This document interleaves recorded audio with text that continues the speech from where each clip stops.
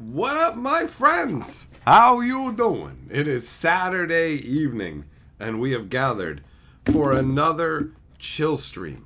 And speaking of another, I am back from another pre-release today, and I did have a good time. So, first things first, let me grab the live stream link. I'm feeling a little bit tired, honestly, because I ended up getting up what's early for me. I wanted to make sure that I wasn't going to miss the pre-release, and then I ended up waking up hours early and was just like, all right, well, I feel I can go back to sleep. So now that's catching up with me. Oh, never get older. 20-year-old Mike wouldn't have been wiped out by that, but, you know, whatever. Let's see here.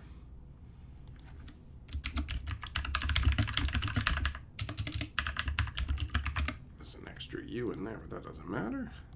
All right, perfect. That's good. That's good. And that's good. All right, so hellos, let's goes. What up, Millmaster and Kentucky, Don, Baba.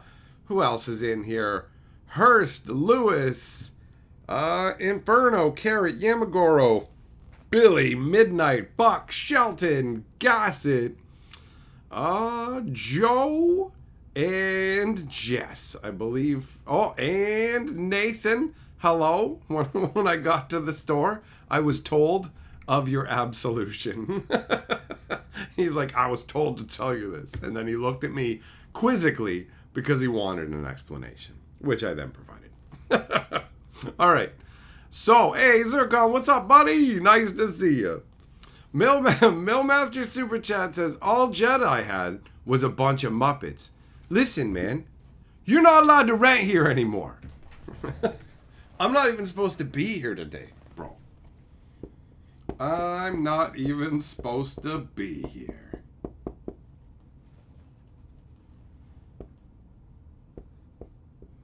I messed that up. What the hell kind of weird number is that? Whoop.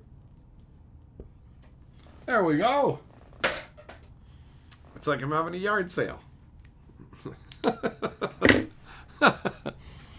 Hey, Double Strike in the house. What's up, buddy? How you doing?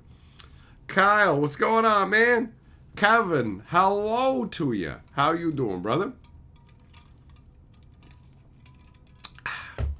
So, went to the pre-release, had a good time. I played green blue this time around, and my pool was wonked, bro. I just kept cracking lands. This is like my rares and stuff. And I'm like, okay, this is like I don't know about you guys, but the way it feels now is bombs just run away with games. Like, it used to be, yeah, you could get a powerhouse rare and it could help you out, but it wouldn't run away with games.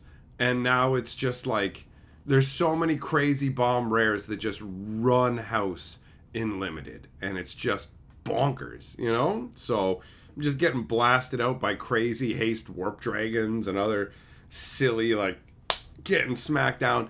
And I'm going, I need some juice. I need some power. I did get that, what the hell is it called? The Oberoid or whatever it is. It's one, it's like when it like boosts all your guys with counters, which is pretty sweet. Never got to see it in action, but that's pretty sweet. But yeah, it was mostly lands, which was not great for deck building. So my deck was like, meh. It was meh. And now all my cards are mixed together. I didn't keep the deck separate this time. I just threw all my edge stuff together. So I don't have the separate parts. You know what actually turned out to be pretty solid? There's a little guy for a blue and 1. And he's like, you get to put a counter on him. You get to put a counter on him if you've cast a second spell on the turn. Where is he? Yeah, this guy. This little operative guy. He's actually not that bad. Like, putting him out, and then I also had the equipment that costs 1 green, and when it comes into play, you can attach it to a dude. And then I also had the other equipment that gives, like, +1/+2, and you can flash it out for haste, like, to give hexproof, I should say. So, I had some okay stuff, but it didn't really come together. You know what I mean? I was able to make some big creatures, but it didn't matter. I had like a 7/6, and I could rumble in with it, but I was just getting hose bagged by the enchantment that says whenever you drop a land, make a 2/2 robot. You know, that kind of stuff. So I got hosed. This guy... Oh, no, that's not the one. It's a different worm. There's a worm that, like, costs 1 less. There's Final Fantasy stuff in here. What the hell? What's this stuff? Yeah, there's piles. There's piles on the desk now. There's a... Oh, here it is. One of these guys. So this guy costs 1 less for every different type, like every different land name you have out. So that was all right. But yeah, my deck was just not terribly good. Not terribly good. I won and lost to Mana Screw, essentially, is what it really felt like. You know that saying, a day late, $1 short? It's like a turn late, a mana short is how it felt, unfortunately. What up, super duper, how you doing? You're in a different timeline now, bro. I went through the portal. I went through the void. Jess, you won every game. Did you get some prizes? Did you get some prizes in the pre-release? Inferno, you're super happy you started frequenting the streams more. The pure joyful chaos keeps your mood positive, and you can't thank me enough. Well, you know what, buddy? I appreciate that. I'm glad to hear that. It's nice to come and chill and do this. I, too, have a good time here, Wall. I mean, I think the whole thing would suck if I wasn't having a good time, right? But for real, man, I definitely like hearing it. Old World, every other card is named Spider-Man. Listen, I've got a lot to say about the Spider-Man set, and there's even more now. There's the whole Rosewater's, don't say I'm a liar, getting all huffy when everybody's totally pissed about his bullshit and the way that he framed Spider-Man. There's all kinds of stuff about it. Remember I was talking about, like a day or two ago, Spider-Man feels like it was supposed to be like an Aftermath-style, Assassin's Creed-style set? It was. That has been fully disclosed at this point. So I've got a lot of Magic news to sort. I've got so much news that it's actually multiple videos worth, and I'm kind of parsing it out, you know? Kyle, you got a full art foil Evendo, and someone gave you the 5-color space shift because you didn't... Oh, that's nice. You got the 5-color thing you wanted to. Good. Baba, the streams make your day so much better. Hell yeah, bro. Not too much longer before the next shattering, right? So you also get the fucking face-to-face chilling too. Jess, you won $40. You're squandering on drugs. Whatever. So I also today, on top of going out to the pre-release, I acquired some more bottles of water from different places. I picked up water from multiple more countries, and I feel like I now have enough. I'm pretty sure, this isn't 100%, but I'm pretty sure we're going to do the 60,000 subscriber celebration tomorrow. So I think that's what we're going to do. I've got a bunch of the different waters and some other... I've been making a list on this card of stuff that I want to do. So it's going to be a good time. It's going to be a chill time. But yeah, I mean, we got to wait. We got to wait until they haven't hammered everything out, right? So it's supposed to be, it's a tentative October setup currently. Jeep, you didn't go to pre-release because it feels like a huge waste unless you do good enough to win prizes. Fair enough. Every pre-release is different, right? The pre-releases we go to, me and my buddy, super flat prize structure. It basically goes like this. Wizards, at least they used to, they might have reduced the prize a little bit, but they send out like 2 boosters per pre-release kit, right? So the store I go to just goes, here's your pre-release kit. Everybody at the end of the event gets 2 packs, and if you went 3-0, you get a 3rd pack. So there's not people going hardcore trying to cheat and win. It's not worth it. They just go to other stores or whatever else, right? It keeps it chill, which is what I'm looking for in a pre-release experience. I just want to have a good time and mess around with Magic cards. I'm not looking for like the sweatiest games on earth. You know what I mean? I gotta get 8 more packs. It's like, leave me out of it, bro. I just don't care enough. So for me, the experience is getting to go and hang out with people, chill and talk about Magic, rotating some rectangles. Like, even if I don't like the particular theme of a set, like, for example, I don't care for the Edge of Eternity space theme. That is a well-known fact, right? But I definitely enjoyed myself playing the games. Ultimately, Magic presents itself like an ever-shifting puzzle that may or may not be solvable for you at any given moment, which is compelling. You know what I mean? The gameplay remains compelling to me. What up, Rodney? Finn says stuff to do, Longhair's mom. What? DJ Longhair's not even here. That's so random. I just want to talk about Blau and his mom. Blake's, you got a prize pack guaranteed and an extra one from raffle tickets. So you got 4 packs because you went 2 and 1. All right, nice. I got 2 packs. I got my 2 boosters. Undefeated at the previous thanks to the Black 310 spaceship. Didn't see that one in action. No, I did not. 2 Shocks, Tezzeret, and a double mythic back in prize packs. Okay, all right. That's pretty good, man. That's pretty good. First pack, a Sliver Artifact, and a Sliver Overlord. You're going to go 5 colors? Yo, super duper. That's it, man. The new pace of Magic the Gathering is every 6 weeks. The pre-release caught me by surprise. 10 days ago, it clicked in, and I was just like, wait a minute. The pre-release is 10 days from now. Get the fuck out of here. So, we're in a ridiculous time frame for Magic, where the releases are like, bam, bam, bam, bam, bam, bam. It's dumb, man. It's dumb.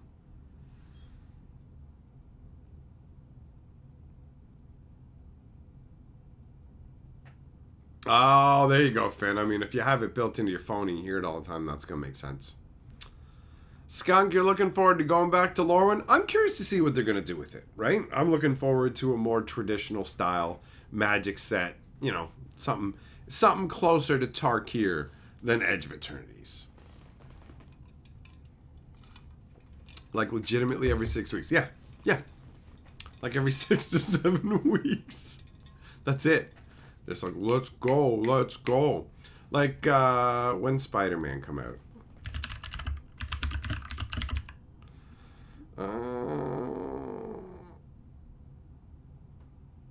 Yeah, so Spider-Man's pre-release will be like September 19th, which is a little over a month and a half from now.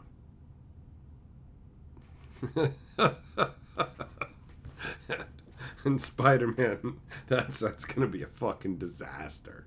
It is going to be a disaster. Just by the entire nature of it. And the fact that it's going to cost more. It's literally going to cost more than Final Fantasy did. And it's way lazier and high-level garbage. And it will become exceedingly apparent as we progress through seeing more of this product just how ill-thought-out, lazy, and worthless it is. It is real obvious. Like, coming after Final Fantasy, it's going to scream so loudly, right? Edge of Eternities, people aren't going to remember that. It's going to go Final Fantasy into Spider-Man, essentially, right? Edge of Eternities is fine. There are issues. We're going to talk about that in a video because there's fucking problems with the cards. Pre-release kits missing packs. There's collation issues. Like, the Edge of Eternities pre-release disaster video will be coming. That I've already been accumulating the data that I need to properly do that, right? But Edge of Eternities overall isn't like an Aether Drift. It's not a massive fucking problem. It's a okay execution in some ways, and that's about it. So it's gonna probably mostly fade into the background in the noise of Final Fantasy to Spider-Man, right? Then you feel like no one will know Spider-Man is released? No, people will know. People will know. Just the Spider-Man set's lame so far? It's because it was meant to be a tiny little set. And then Rosewater's just like, okay, well, you know what? We decided we had to make it a full set because there was more stuff we needed to get in there. We couldn't put everything we wanted into the set. And it's like, shouldn't it have been bigger in the first place then? And you not have to go to revamp it? Also, why is it just Spider-Man, Spider-Man, Spider-Man, Spider-Man, Spider-Man, Spider-Man, Spider-Man, Spider-Man, Spider-Man? There are other characters just in your Spider-Man universe, right? Like, holy fucking shit. There's 9 different versions of Spider-Man. There's a fucking dinosaur one. There's a cat one. It is brain damaged. The whole thing is fucking nonsense. It's nonsense. It's a fucking ripoff. It's a skis. It's a skis. Hey, they didn't like this where we tried to get them to buy 5-card packs for like more. I told Carly about that, the Aftermath packs and shit, where they want to sell us 5-card packs. They want us to pay more, and it's just like, we got rid of commons. You should be excited. No, you made uncommons the commons. Nuh-uh, how could you say uncommons are the commons? Listen, asshole, I can open a 5-card pack and get 3 copies of the same uncommon. The same fucking uncommon. And you're saying that, well, no, because we put the silver symbol on it, so commons don't exist. Congratulations, asshole. Let me explain something to you. If you run a fucking restaurant and you have a large and medium drink, you don't have large and medium. You have large and small. Those are the only 2 options. There's no fucking medium unless there's a middle. That's how shit works. So if you get rid of commons, congratulations. Your uncommons are now the commons, because they're literally the most fucking common rarity in the set, you fucking idiot. Like, no, but we put U's down on the bottom and made it silver. Okay, that differentiation only matters specifically for Pauper. For Pauper, where it's, well, to the commons, you can't play the Pauper, so technically, it's actually an uncommon, and that has some significant meaning. Fuck you. So that's what they wanted to sell us. Assassin's Creed, just so you know, the failure that is Assassin's Creed is them fucking trying and scrambling to make Aftermath boosters a little less unappealing. And they were basically apologizing to us before the Assassin's Creed. Look, we know you gave us terrible feedback and we're not happy with this product, and we're taking the version for the big score and we're shoving it into the actual Thunder Junction set. There won't be an Aftermath set for that one. We're not going to do that. And then, but the Assassin's Creed set, we know you guys weren't happy with the price and the amount of cards and everything, and we can't do that much about it, so here it comes. And then the ones they can do, that, you got to understand, Spider-Man is them going, we fixed it. We made it not an Aftermath set, but we didn't do that. Listen, we didn't do it because it was an Aftermath set. We did it because we just were like, dude, we got to get more Spider-Man cards in here or something. We just couldn't do all the cards we wanted. Oh, yeah. And also, because of Pick 2 draft, which is a big thing. And it's like, yeah, your attempt to make Commander players into drafters. I get it. So how about the whole fucking Aftermath thing? So people got pissed because Rosewater said this shit, and people got pissed and went, bro, you're fucking lying. Why are you talking about Aftermath? Why did you not even mention the whole Aftermath Assassin's Creed booster thing? And he's like, don't call me a liar. There just wasn't time to talk about it. Yeah, these other reasons. And yeah, it was that too. It was that it was the Aftermath set too, but there wasn't enough time to talk about it, bro. It's like, fuck you, man. You disingenuous prick with your fucking bullshit omissions. The shit that Rosewater pulls is fucking amazing. Where he's basically like, well, here's the thing. I'm only going to go off what you guys know. Because, I know 2 years out. So, I know that Universe Beyond is about to be dropped on Standard. But, 10 fucking days before that happens, I'm going to tell you, you don't need to be worried about Universe Beyond. It's never going to be anything but a side product. And then all of a sudden you go, oh, Universe Beyond is an actual thing in Standard now? Yeah, well, see, you guys didn't know that, and we hadn't officially announced it. So until we officially announce it, I'm not lying to you, because I made up my own fucking rules about what's what. I know I literally said we promise that we'll make Universe Within versions of all the Universe Beyond, and we're just not doing that. And but you gotta understand, I know we promised it, but then they just stopped putting list cards in the pack, and there's nothing we could do, guys. Fuck you, you disingenuous fucking liar. This shit is if he planned to fucking cheat on and leave his wife. And she just kept going to him, I feel like you're distant, and I feel like you're going to cheat on me and leave me. And he's like, there's no chance I'd ever cheat on you. There's no way I'd ever leave you. Meanwhile, he spent the last 2 years planning how he's going to fucking leave her, taking the money out of the fucking, moving all this shit around, so when it's fucking go time, he can be like, oh, by the way, I'm leaving you and I'm banging this broad. You said you'd never leave me. Yeah, well, I knew I was going to leave you, but you got to understand, I made rules for myself that it's not lying. It's just, sorry, until I declared that publicly, you didn't know about it. So I'm not a liar, right? Go fuck yourself.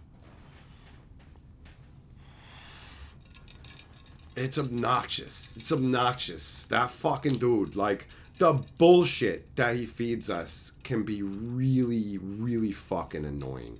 And I love how you know what, I'm gonna pick somebody who's bringing up this point rudely. Do it, fuckstick, but we can all see what's going on. Yeah, you pick somebody who's pissy about it, and they have a right to be. Not to be a complete fucking dick to you. That's not what I'm saying. But they have a right to be pissy about this, because it's fucking bullshit. So he'll pick somebody and be like, look at the way this guy's putting it. And then they're gonna be like, wow, what a dick. Why do you have to put it that way? Then you go and look at the main fucking Reddit, and there's a bunch of people saying the exact same thing fucking politely, right? So it's, oh yeah, no, it's only the chud troglodytes saying this shit. Like, fuck right off. Ridiculous. Ridiculous. So yeah, I don't know, man. I've got, that's gonna be covered in a video, because it's absurd. And the amount, it's always funny to me when the main Magic Reddit, where they're the most pro wizards, when they just start going, fuck you, I'm not a liar, I just omit this information and make it sound like, well, yeah, we just had to make the Spider-Man set bigger because you didn't want to include that stuff from the beginning. No, man. And we needed to make sure it was 12 different versions of Spider-Man. So here's what actually happened. You made the fucking Aftermath set with a big old fucking heart on, because these sets take years. These sets take years. Final Fantasy took 5 years. So this Spider-Man shit has been in the works for fucking years, right? And they take it and go, well, it was going to be this thing, but we actually wanted to expand it out. But guess what? Guess what? Getting the licensing for all these different characters takes a lot of work. So they're just like, hey, can we guys over at Marvel, can we just make like 40 more versions of just Spider-Man? Yeah, okay, whatever. Like, it's ridiculous. It's ridiculous. Mike, you're going into sorcery because magic's getting too weird? Hey, fair enough. Fair enough. As much as I don't like a bunch of stuff they're doing. They haven't driven me off yet. What are you going to do? What are you going to do?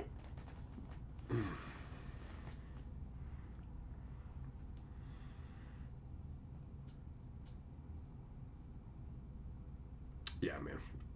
That shit's just, it's ridiculous. You can't find, it's funny, I was actually talking to a buddy down at the LGS today, and he was saying, he's like, yeah, remember when he talked about Mythic Rares? And he's like, don't worry, guys, Mythic Rares are just meant to be flashy, kind of fun side things, and they'll never be big tournament defining cards you need 4 of and all. We definitely wouldn't do Mythic Rare lands, and now it's just all fucking skis. So yeah, it's funny to watch him get huffy about, I can't believe you're calling me a liar. Yeah, it's believable, because that's what you fucking come across as, bro. Don't you get it? Every time you do this shit and people see it, your credibility crumbles more and more to the point where it's like, yes, you lie based on your own particular fucking rule set, where you've just decided, I can lie about all this shit. We can be doing this tomorrow. We can plan to come and bludgeon your mother tomorrow. And you can ask me today, you're not going to hurt my mother ever, are you? And I'm like, no. Meanwhile, you have a fucking map to her house. You've spent the last fucking 6 months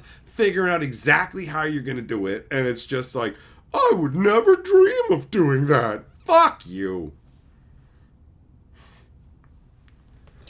Whatever, man.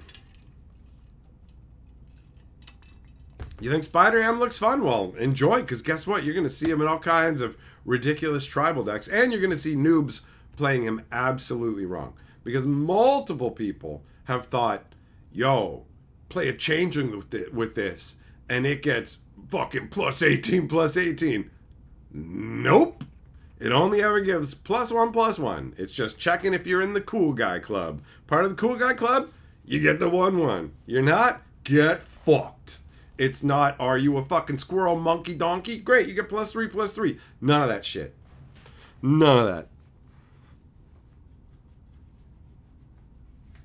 So yeah, it's likely, I mean, that's likely that the Avatar set is also going to turn out to be one of these redonkulous, dumb nonsense slapped together, jumped up Aftermath style sets. Neither of them have commander decks. It seems like Wizards was like, hey man, like what if we did big sets and then we sell these small supplemental sets? Like the way they presented Aftermath to us in the first place was ridiculous. This is a way to extend the story. Oh, that's what these sets are about? Yeah, they're about extending the story and adding more to the world. Oh, okay, cool. So how does the Aftermath like actually expand the story? Well, shut up and buy it. Oh, okay. I mean, I guess maybe it looks like they're cleaning up the Phyrexian oil here, so maybe this actually maybe it does actually feel a little bit. Maybe there's a couple cards that actually feel like the after story. Do you want to give us anything to go with this that actually makes it feel like lines up with the card? No, okay, cool. So then when Thunder Junction comes along, like we put all the Aftermath set into the set as the big score, and you look at the big score and you're like, you fucking pricks, I'm glad this failed. You deserve for it to fail. You pretend that this is a story building set, and then the fucking big score is just random shit like, check out this dinosaur from Ixalan. Check out this random monk from Ixalan. He's in the vault.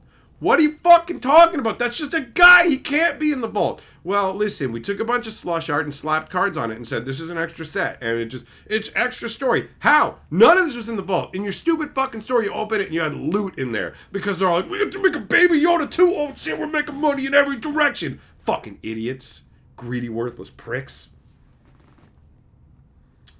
Baba, you're really looking forward to the Avatar set? Well, I strongly suspect it's going to be equally lazy garbage as Spider-Man, but I'll keep you up to date. I'll look into it and see. But right now, it looks like they're going to be twinsies, bro.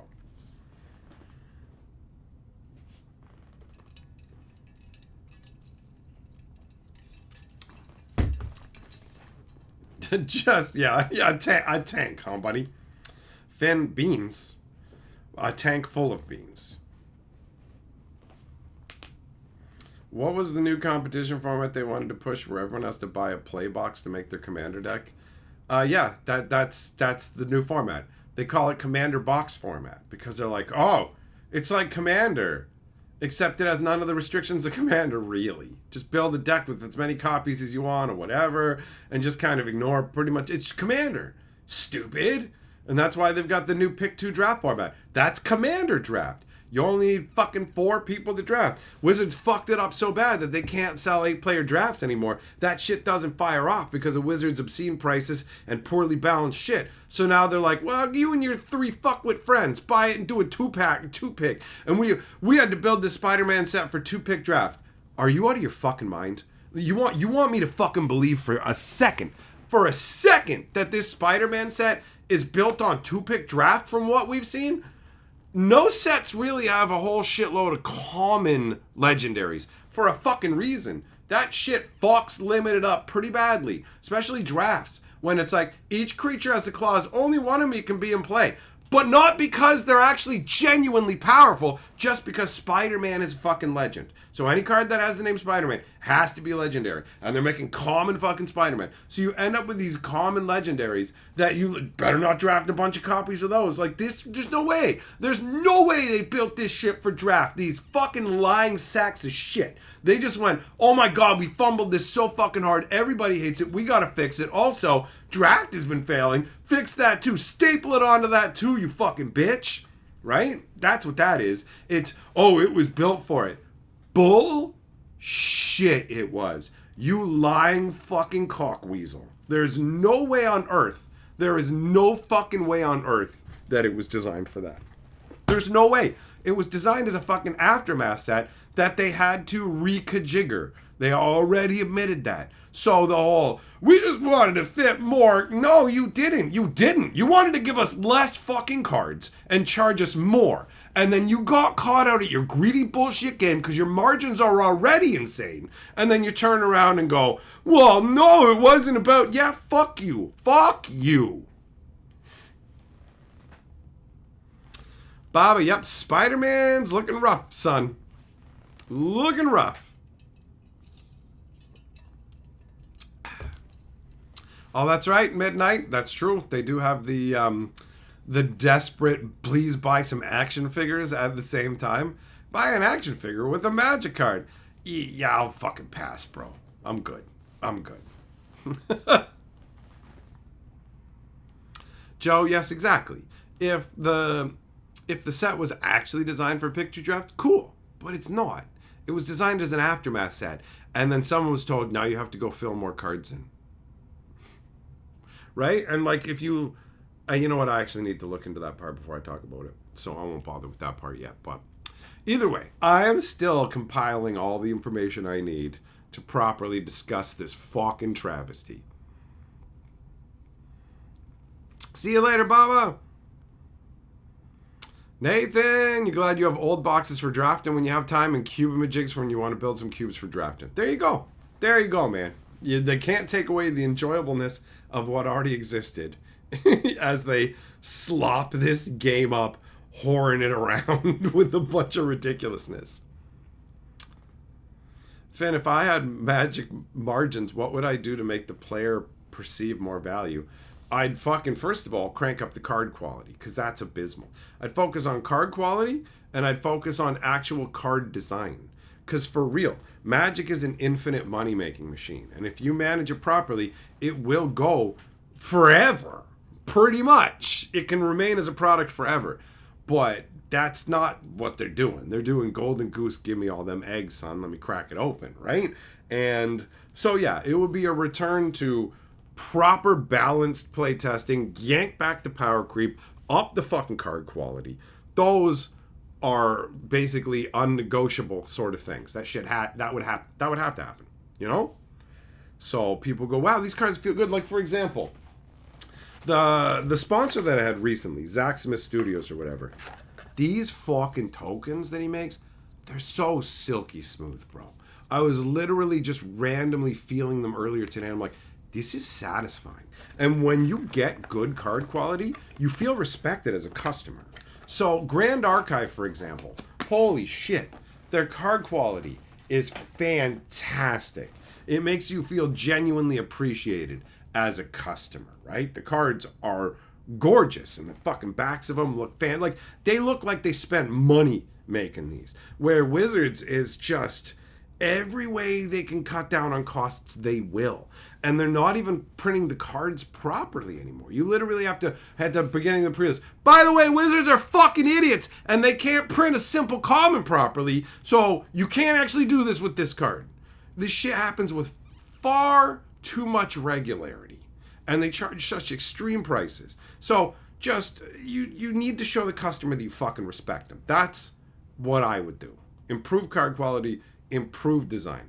Treat the fucking players like they actually matter. Not like they're fucking wallets to be exploited for every single fucking dollar. You don't make Magic 30 where you go, fuck you, pay us $1,000. You have to buy 4 booster packs at a time at $250 US. And by the way, dickheads, we're not even going to print them to good quality. We're going to print them the same shit tier that we did with the other stuff, where the fucking goddamn edges of the cards will be fucking chewed up, bro. I opened packs of it myself. The cards coming out are as poor as fucking Ixalan quality cards. And you just go, the fucking balls on you worthless pricks to try and charge $1,000, and you don't even bother to up the card quality. It's fucking deranged. What up, AJ? How you doing?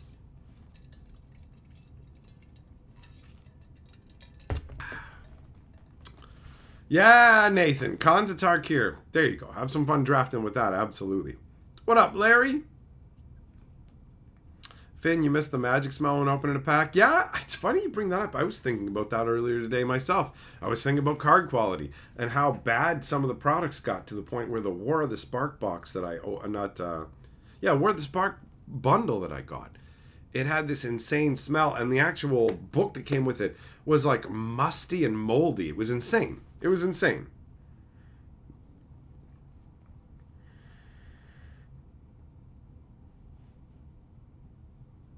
Invader, you got 2 clouds and the darkness and saturation. That's it. The quality assurance is just plummeted. They don't care. They don't care. Right? Like, bro, for real. The Final Fantasy, what was it? Fucking Surge foils or whatever? A bunch of them have roller lines, bro. Like a bunch of them have fucking roller lines. These are the premium chase. Like, Wizards doesn't give a shit.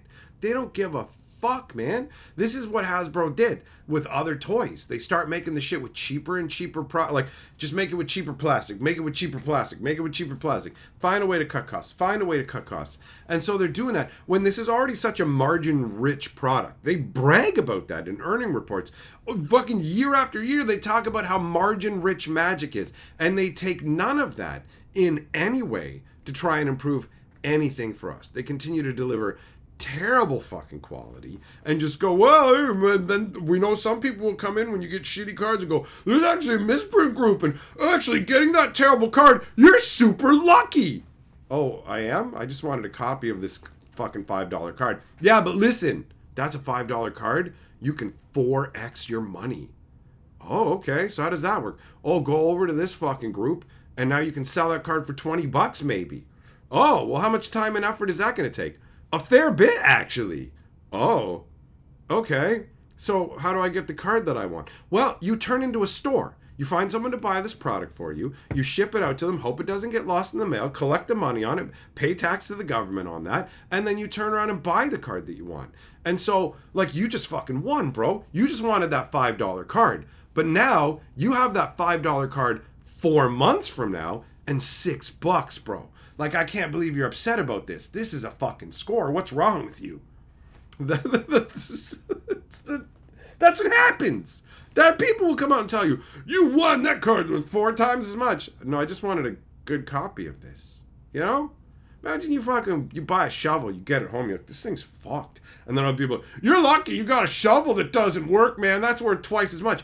I just want to dig a hole in my backyard. You're an idiot. That's a misprint shovel. Don't you know they're misprint shovel collectors? Oh, wow. Great. I'm sorry that I just wanted a product that's not faulty. You're stupid. Wizard fucking up is worth money, so you should be happy about that.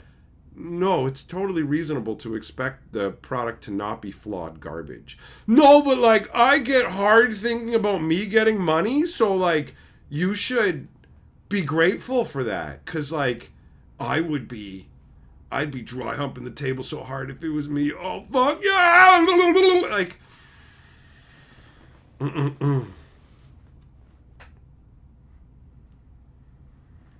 Habanero says, you guys don't understand, Wizards has to make the cards garbage quality. If they didn't, you wouldn't be able to tell them apart from the proxies.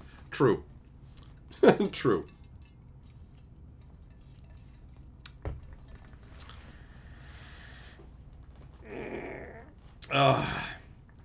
Jess, that would be funny. It's like, I've actually been sneaking in every night and dulling the blades in an unending retaliation against Wizards. Just like this one man. I'm gonna make sure all the cards I want. Oh, AJ, take your misprints into fucking GameStop them and get them graded. They send them in a batch submission. You get them back. It's like a fucking 2. What the hell is this?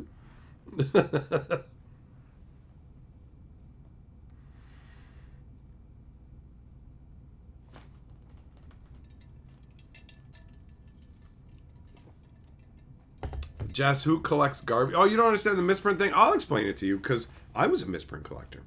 Once upon a time, many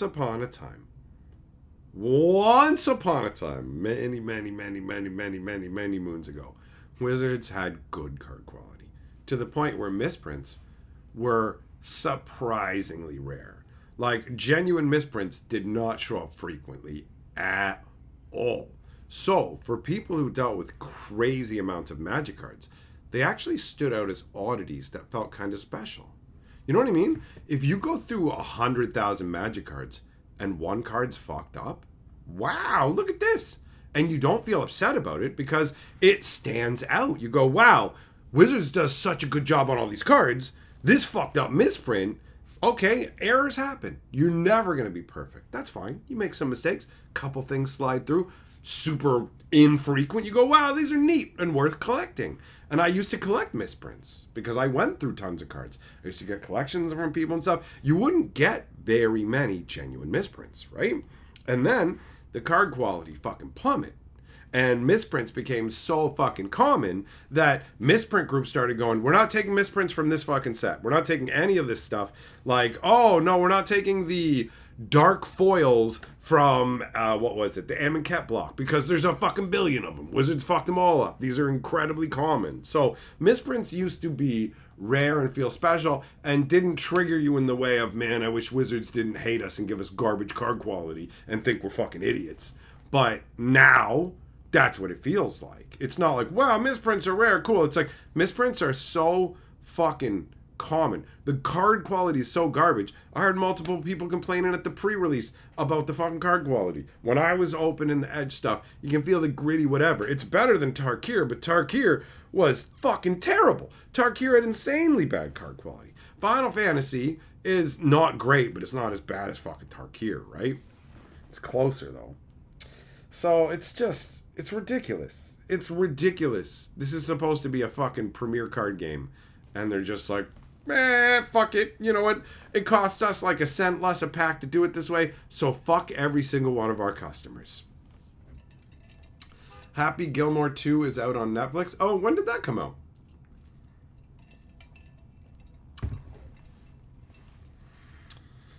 Beef, yeah. I mean, the one of One Ring, they only printed one of them, and they didn't make sure, like, oh, it's the fucking best printing possible. And it's like, whatever. It didn't come out Gem Mint 10. Wizards card quality is very, very unfortunate.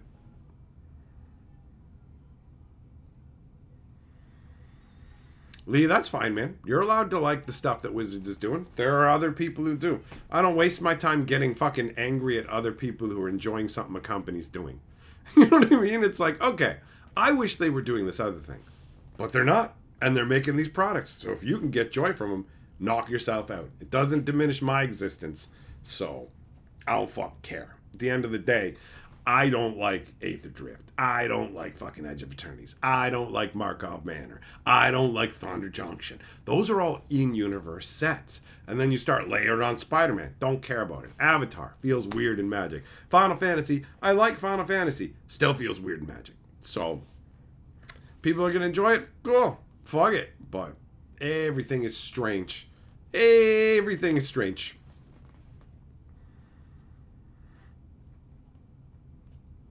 So that new car you got, it's got one truck tire on it. Your car's worth twice as much money. Fan Tarkir smelled so bad you had to leave the cards in a garage for a week. Oh, yeah, the ink bleeding. Tarkir had the worst card quality in recent history, for sure. Rue, you pulled a misprinted Modern Horizons 3, like the double face, and thought you had something special? Nope.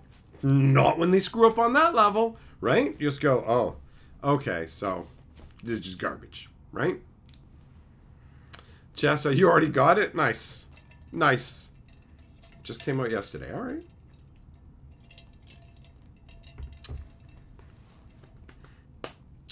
Finn, yeah, I know, right? The one-on-one ring, it would have probably been better to just have a fucking placeholder card that could have gotten beat up in the pack in transit or whatever, and they go, here you go, but whatever.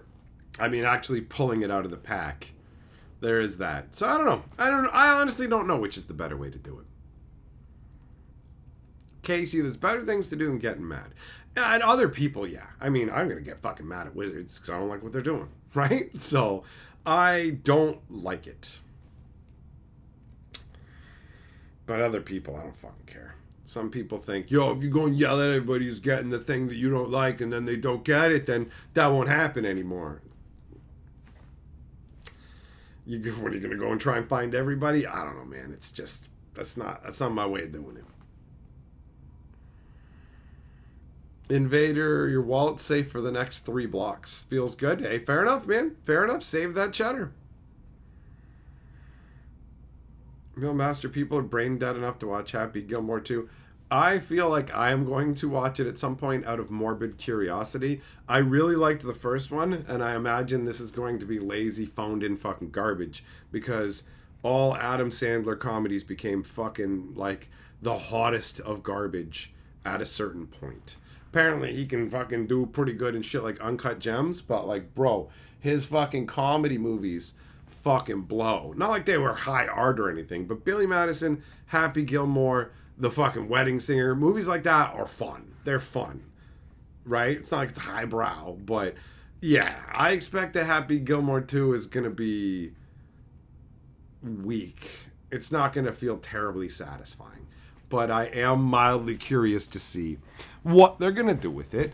And sometimes I'm wrong. You know, I tend to be overly cynical because I live in fucking reality and a lot of stuff ends up sucking. So if it turns, I don't want it to suck. I want to check it out. There's a part of me that's like, maybe it will entertain me. Maybe I'll have a good time, right?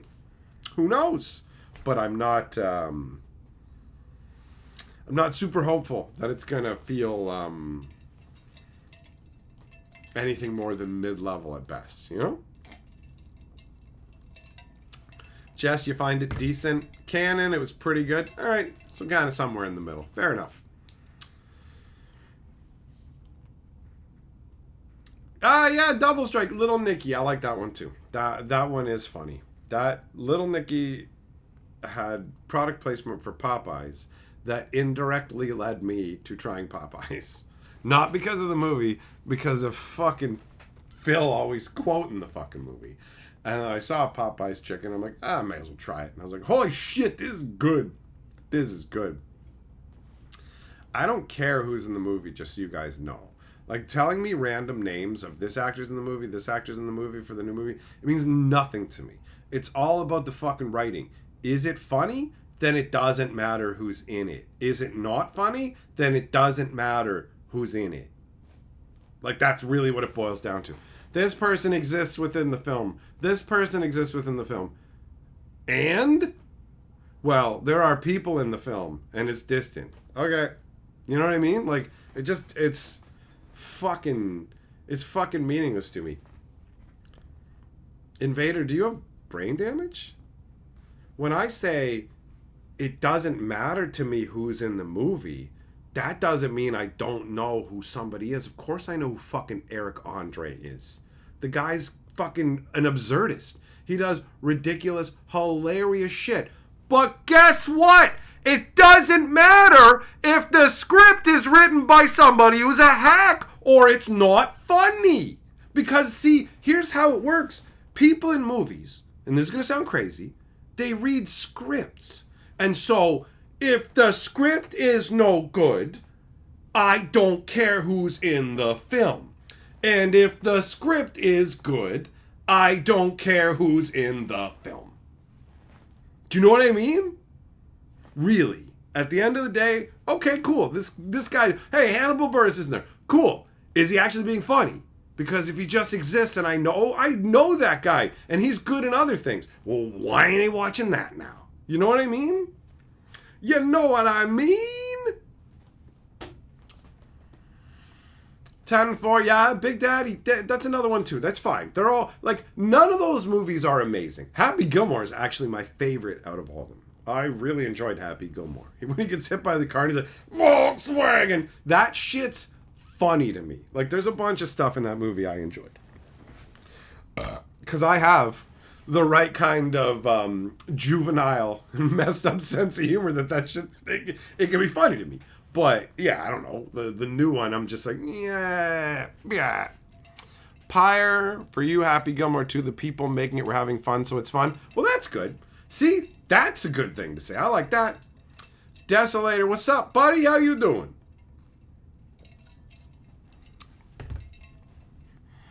Invader, your brain damage is irrelevant. You just want to confirm I know who Eric is. All right. Fair enough. It has funny moments, but you think teens would think it was more funny? Well, would teens find it more funny because they're infantile? Because I've never, like, fully grown up. I can laugh at a lot of dumb shit.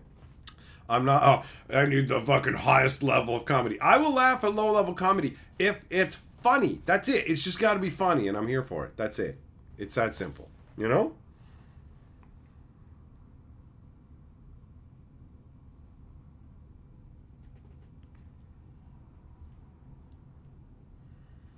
You're gonna die, clown. Yeah, yeah.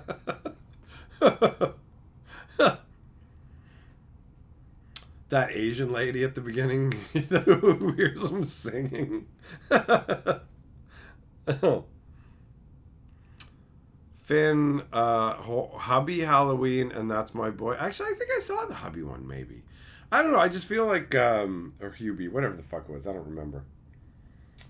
Yeah, I don't know. Adam Sandler just had that whole phase with, like, the grown-up movies and other crap like that where you go, no.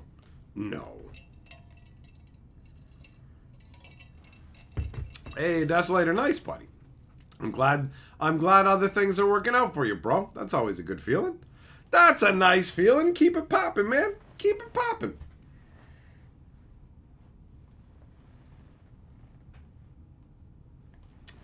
Then yeah, it's all right. It's all right as a Halloween movie. Absolutely.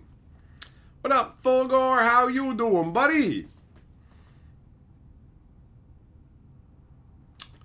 So yeah, I saw they were making a Happy Gilmore 2, and I went, I'll check it out. That's the level I'm at. I wasn't like, oh, it's going to be terrible. I was like, it'll probably be just good enough. You know, where it's like, I'll watch it all the way through and go, I've seen it. I never need to see it again, and I'll probably never bring it up to anybody. I figured that's where it would be, you know? 50 First Dates, never saw it. That seemed like a fucking chick flick. Didn't care. Invader, never even heard of Glorious. Oh, Desolator, you're going into internet drama for views and clicks. Well, enjoy yourself, man. As long as you're having fun and you're entertaining the people, who gives a fuck? There's all kinds of ridiculous nonsense on the internet. Fun. Fulgore, I'm doing all right, man. I'm doing all right. Jeep, do I like The Sopranos? I did enjoy The Sopranos. I never, watched it all the way through because of the whole way cable television and shit worked, right? So that's one of those series that I'd go back and start from the beginning and get to see. That's what I love about the current era. Just being able to start as like a show and go all the way through it. Because we've been going through Battlestar Galactica, and I've been enjoying it all fucking lot, man. We just had that insane episode where Starbucks just like, I'm going! Kapow! It's like, whoa! Unfortunately for me, I accidentally saw some spoilers. So I knew that Starbucks was going to die. I didn't want to see the spoilers, but I accidentally did. And I was like, shit! Fuck, I know she's going to die. But then I told Carly, and I'm like, actually, knowing she's going to die is not that bad. Because, they kill so many of the characters in the show, and you don't know when it's going to happen. So we just kept trying to guess. And then that episode really telegraphed it. So we just finished that last night. And I've been really enjoying Battlestar Galactica quite a bit. To the point where I'm like, yeah, this is a solid show. It's solid. Finn, you wouldn't pay to see Happy Gilmore 2 in theaters? Yeah, neither would I, bro. It's one of those watch it at home style ones, right? Nishimoto, Happy Gilmore 2 was stupid and you loved all of it. All right. Well, I will say from everything you guys have said, nobody's bagging on it saying it's terrible. So that's a good sign. We all tend to vibe roughly on the same comedy level. So you guys can be a decent barometer. I will say this. You've taken me from to Do you know what I mean?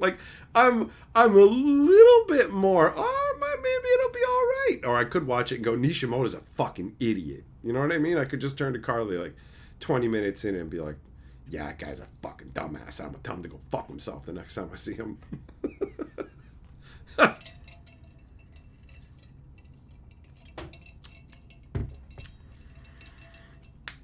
Lee, Wedding Singer's great. That one's hilarious. I feel like that one isn't as well known or as well liked, but it's great.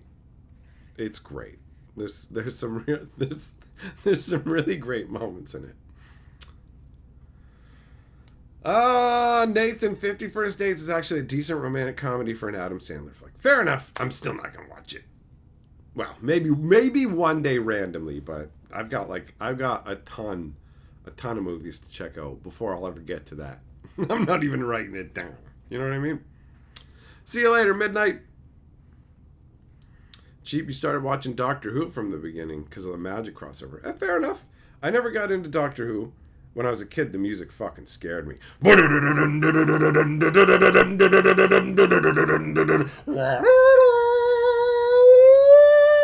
I was like, holy fuck, no, I'm out of here, man. I don't know what's going on. I do not like this. I'm the fuck out of here. That's all. Whenever I think of Doctor Who, I just think of this panic-inducing, I gotta get the fuck out of here music. It doesn't, bother me now. You know what I mean? Like I was a kid. Huangarang, great, now it's spoiled for you. Fuck you, you're welcome. I don't give a shit if a fucking 20-year-old show is spoiled. Go read everything on the internet. Go look at everything right now so nothing gets spoiled. Nothing. You deserve it. I'm going to tell you other things about the show. It's in space. How about that? How about that? It's in space. People wear fucking clothes. There's the vacuum of space. There's goats. They got a lot of goats on Battlestar Galactica. They may as well call it Battlestar Goat Lactica. It's got a lot of lactating goats. It gets kind of weird, you know?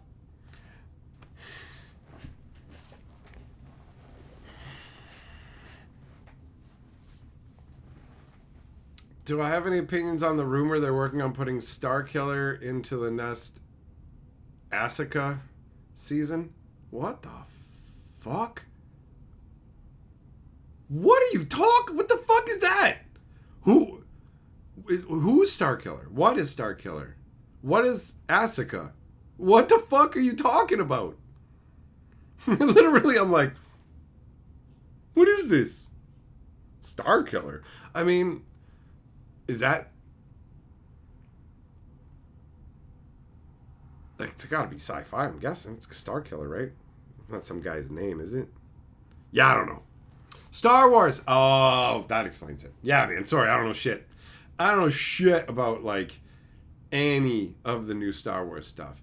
It's funny because I know I'm talking about Battlestar Galactica. The reality is I have not watched a ton of science fiction in my life. For the majority of my existence, I was way more drawn to high fantasy, and I didn't find much science fiction that really resonated with me that much. There was some, right? But I never really got into Star Wars. I thought the first Star Wars movies, the first three, and I mean the ones made by Lucas way back in the day, were a pretty decent little adventure. I was like, this is all right. You know what I mean? Like it didn't blow me away. It's not like I fucking grew up with it as this cultural phenomenon. I wasn't obviously old enough for it to be like ingrained in my, I remember when it came out in the theaters kind of shit. That would have been more my parents' time, right? So I saw the stuff and was like, that's all right. And I watched the Star Wars movies once and went, okay, yep, I've seen them. Cool. It's a little adventure, whatever. I know what it is now.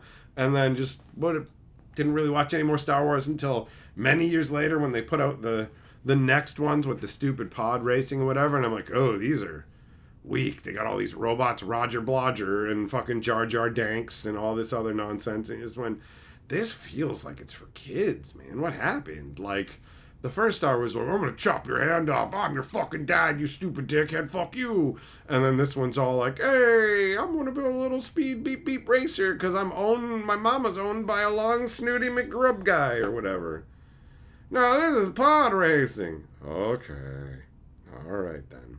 So yeah, those were okay-ish movies. And then they made the next Star Wars one, like when Disney took over. And I saw the first one, I think it was. And the only thing that I liked about it at all was Buddy is a stormtrooper who's like questioning the meaning of his own existence. And I like the way that like he gets his helmet marked by a bloody hand. I'm like, artistically, that's fucking cool. And the concept of a clone with an identity struggle is also cool. And then like the rest of the movie was just, here's a lady who's awesome at everything. I don't remember most of anything after that. And I haven't seen another Star Wars film since. That's how it went. Star Wars, I'm like, okay. So I know there's been tons of stuff that people hate and a few things that people like. So I heard in passing, I think that Andor is good. And then the first season of The Mandalorian was pretty enjoyable. End of list? I don't know. That's it.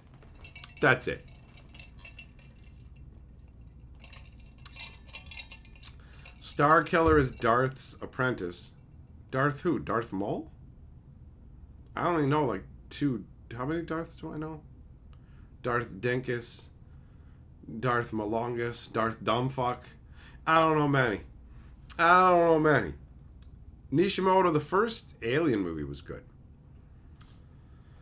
Nathan, you read more science fiction than fantasy. You could ask some science fiction. I mean, yeah, if it's good. I've read random science fiction books too. Like, I'm not against science fiction. I know that when I was younger, I had very specific desires in terms of the stuff that I wanted to watch and read and whatever. And it's expanded more now because I recognize that other genres that I was more dismissive of have more to offer and more depth, and I was just exposed to the wrong parts of them so that I wasn't able to connect and get hyped the same way, you know?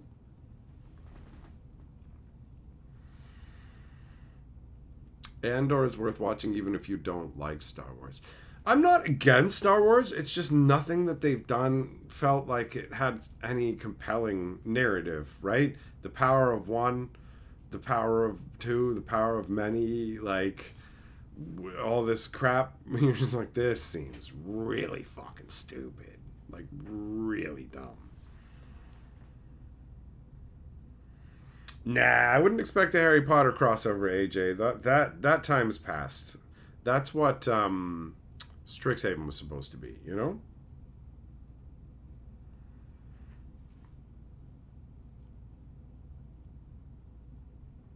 Kentucky Jabba the Hutt's palace freaked you out and your parents had to take you out of the theater? Oh yeah, fair enough, man.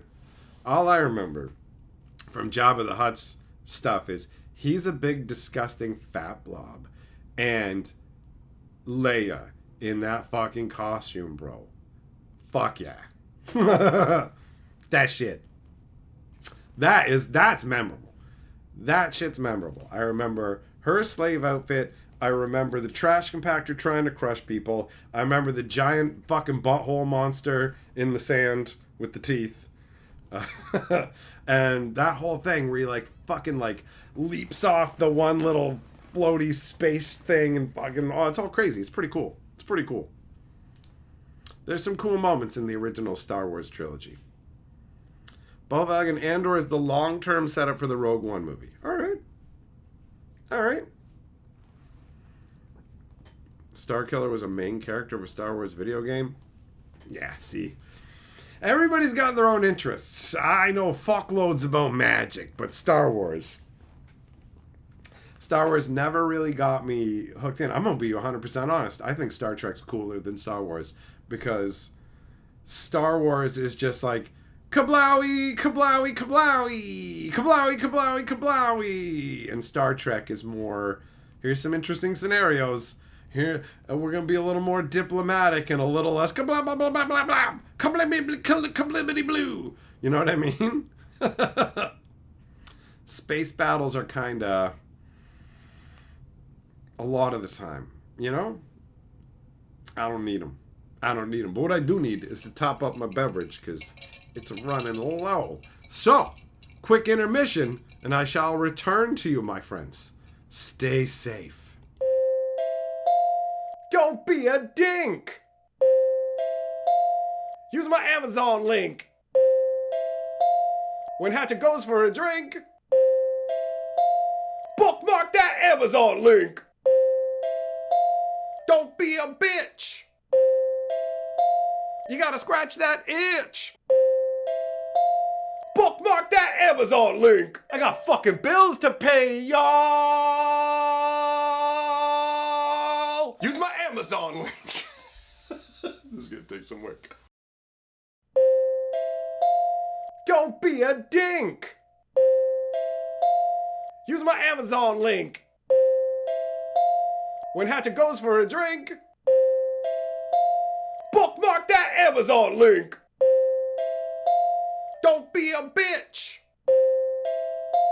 You gotta scratch that itch. Bookmark that Amazon link. I got fucking bills to pay, y'all. Use my Amazon link. This is gonna take some work. Don't be a dink. Use my Amazon link. When Hatcher goes for a drink, bookmark that Amazon link. Don't be a bitch. You gotta scratch that itch. Bookmark that Amazon link. I got fucking bills to pay, y'all. Use my Amazon link. This is gonna take some work. Don't be a dink. Use my Amazon link. When Hatchet goes for a drink, bookmark that Amazon link. Don't be a bitch. You gotta scratch that itch. Bookmark that Amazon link. I got fucking bills to pay, y'all. Use my Amazon link. This is gonna take some work. Don't be a dink. Use my Amazon link. When Hatchet goes for a drink, bookmark that Amazon link. Don't be a bitch. You gotta scratch that itch. Bookmark that Amazon link. I got fucking bills to pay, y'all. Use my Amazon. Yo, what's up? I'm back.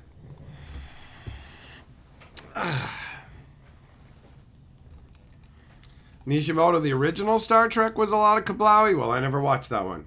Didn't give a shit. The first one is like, whatever, you know?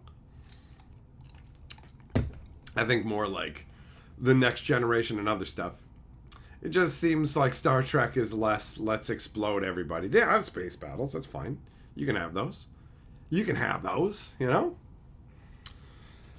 But, I don't know, man. I don't know. Star Trek just seems cooler than Star Wars. What up, Jedi? How's my leg? It's doing a lot better. Well, my leg is doing a lot better. I can walk around normally now, so it's all good. It's all good. It was rough at first, but it got better pretty quick because I took care of it. So,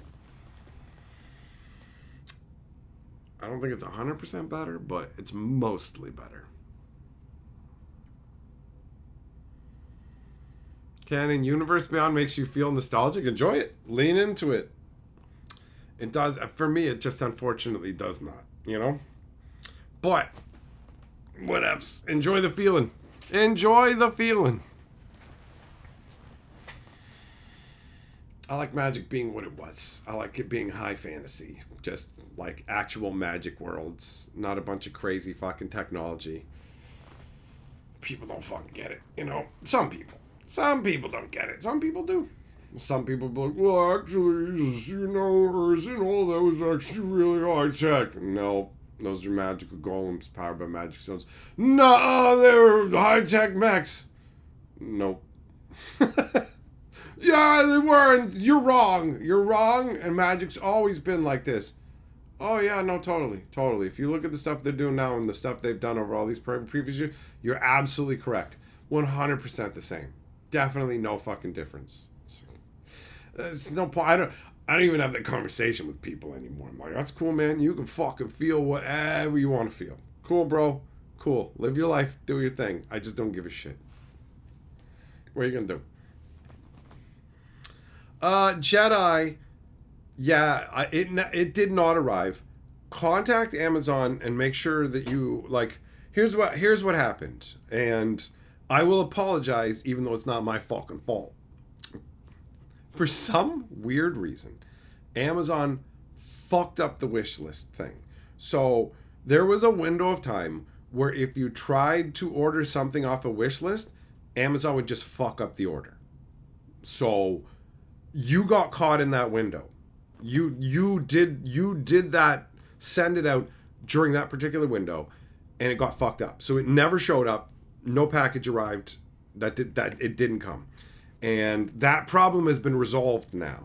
So just, I guess, contact them and follow up and figure out what the hell's going on with that specifically, because I don't know what they did to mess up wish lists, but we went through a whole thing where I thought at first it was a problem with, like, Is it that they're not dealing with P.O. boxes? And then we did all this sleuthing and determined that it was actually just an internal error on Amazon's part. And they put out like a little fucking statement saying, we've got this problem going on now. But it's been resolved for weeks now at least. So, yeah, sorry you got to go through that shit, buddy. I know it's annoying. You just wanted to hook me up and now you got this extra hassle. So, sorry about that.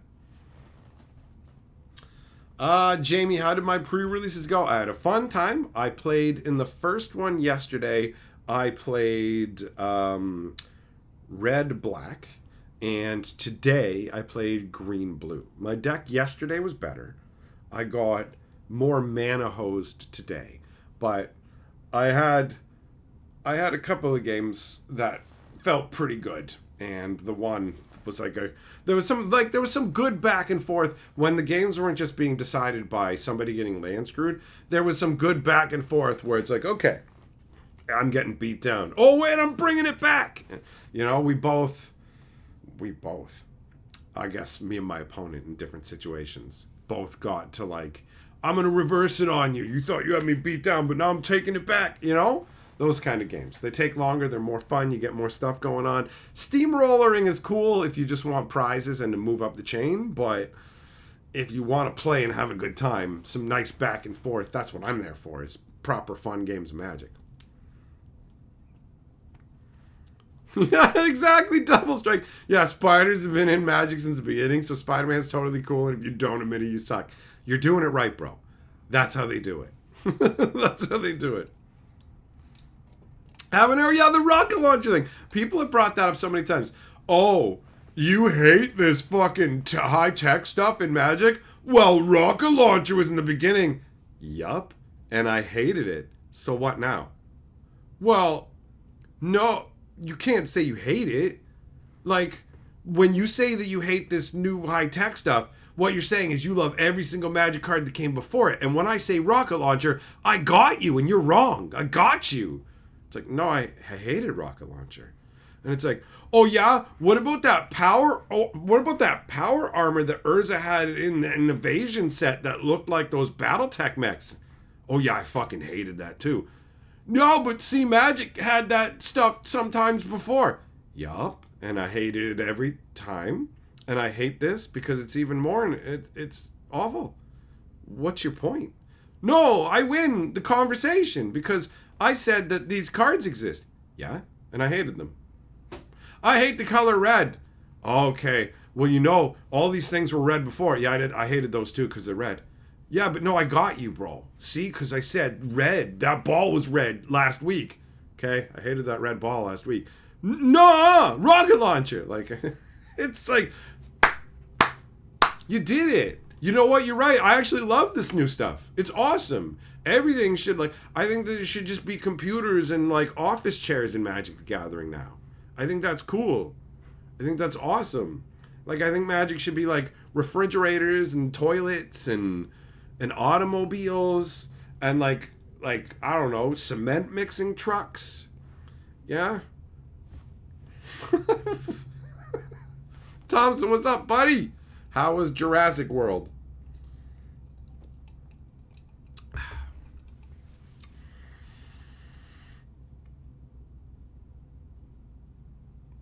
So yeah, I like old school sort of, hey, I got swords and sorcery style stuff going on. Flying around in space it's not my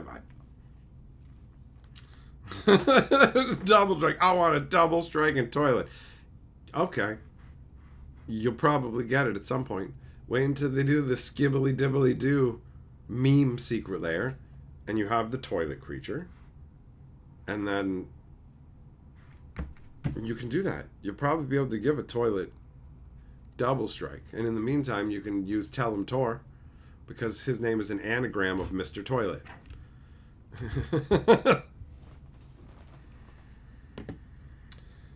Thompson, you like ocean dinosaurs? The Jurassic Park stuff, I thought the first one was a pretty decent film, and then the other ones all just kind of like felt middle of the road to me. I didn't hate them. I didn't love them. The ones that I checked out, I was like, I've seen a film. That's how I felt after watching it. I saw the one in the theater where the kids were in the big glass sphere, and I was just like, okay, through like half the movie, you know? Jedi, you need to see a doctor, buddy. You need to consult a healthcare professional. They laughed at my toilet once. They laughed at my darts. I remember telling Tor's darts. I wanted them so badly to work, but just not good enough. Also, by the way, Double Strike, you came up today when I was down at the pre-release. Because fucking Sarah asked me. She's like, yo, do you like Two-Headed Giant? And I'm like, oh, Two-Headed Giant. Fuck Two-Headed Giant. Let me tell you about the worst Two-Headed Giant game that's ever fucking been played. Imagine you're me. Imagine you're me sitting there with a fucking great control deck. And you're, oh, we're going to play Two-Headed Giant. I'm going to play Two-Headed Giant. My partner is the inventor of Double Strike. He's going to be my fucking partner for this Two-Headed Giant. He's been playing Magic. This'll go just fine. Except this fucking dickhead doesn't have anything in his deck that costs less than 6. And you're just going, what? So I got to sit there and try and keep 2 entire decks under control with my control deck while I'm just waiting for him to do everything. He's got 5 lands. He's done nothing all game. And I'm just staring at him going, do something. And he's like, I just need to get my 6th land. Fucking do something. I'm wrathing. I'm countering. I'm keeping the game going. He's doing nothing. Two-Headed Giant where one of your fucking heads is just dead. And you're like, I can't even work this body. Come on, I'm fucking trying. He did nothing. He did nothing and we died. And that's the story of why I never played Two-Headed fucking Giant.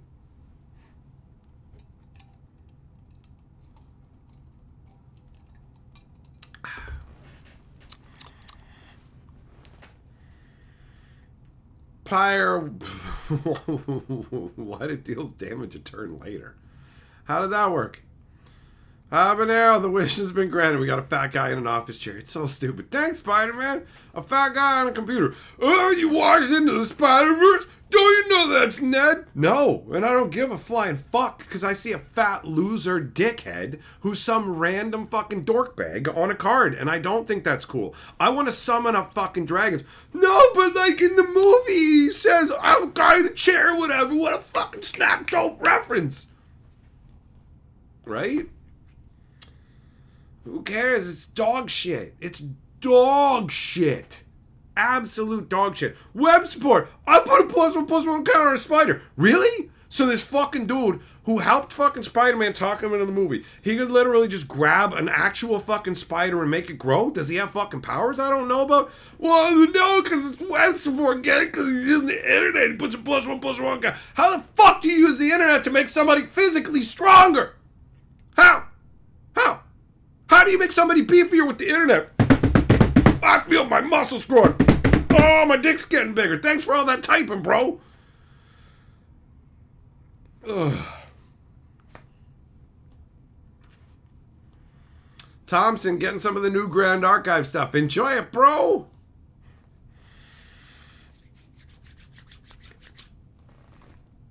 Ugh. Inferno, Pacific Rim with one pilot. Oh my god, that's right. Pacific Rim is so fucking stupid. How do you fucking enjoy that movie? Like, you gotta just go, I'm gonna turn my brain off now, because check it out. What if fucking giant robots fought like monsters? Okay, cool. That, you know what, that could be cool. How's that gonna go? Wait, you haven't heard all of what I have to say. Okay. So these giant monsters come up out of the fucking sea and whatever. Wow, nuclear monsters. Okay, so like a Godzilla vibe, right? Yeah, so like Godzilla monsters are coming. Okay, and so what's mankind using to fight them? Giant robots! Okay, alright, and how are they powered? Well, you get like people in there, and then they move like slowly.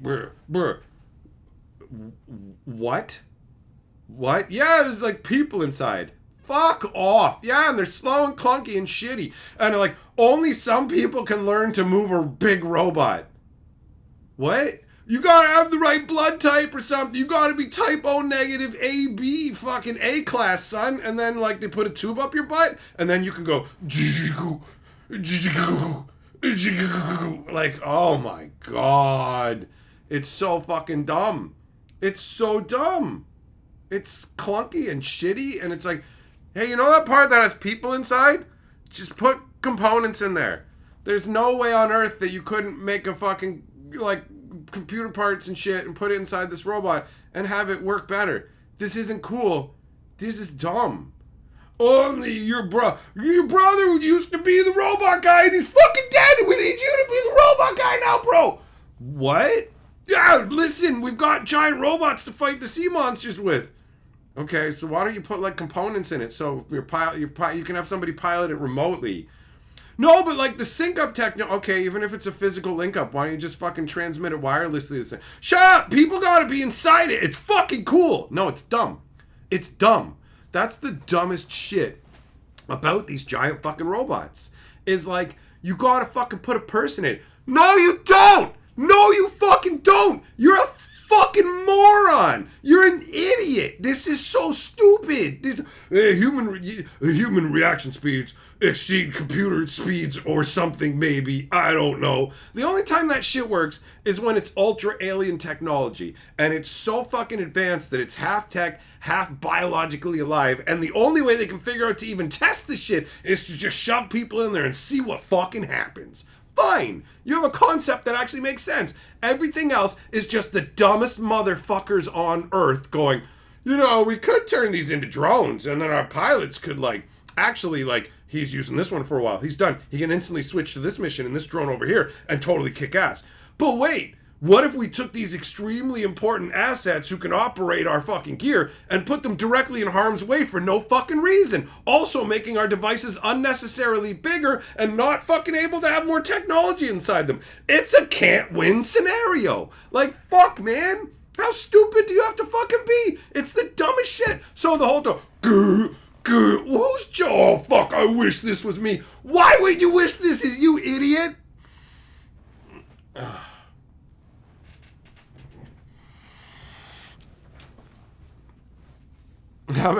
Zap Brannigan, this is my advanced fleet of unmanned drones. We put men in them for balance. Is that a quote from Futurama? Like, what the fuck? Bobak and Intel makes your brain swell.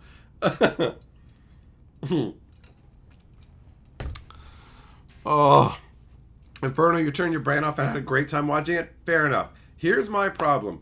I can't turn my brain off. Like, it doesn't matter how many times you tell me to. It doesn't matter how many times I tell me to. I can't. My brain fucking rebels. It just goes, make it make sense. Make it make sense. Make it make sense. It has to make sense. You have to make it make sense. I'm sorry, but it's just fucking cool. Go with it. Fuck you. Earn it. It's not hard. It's not difficult. It's really not that difficult to have what you want. If you spend 10 minutes to fucking think about it, you worthless prick. Ness. Oh, you like them spider ladies, huh? Spider jugs. Spider jugs.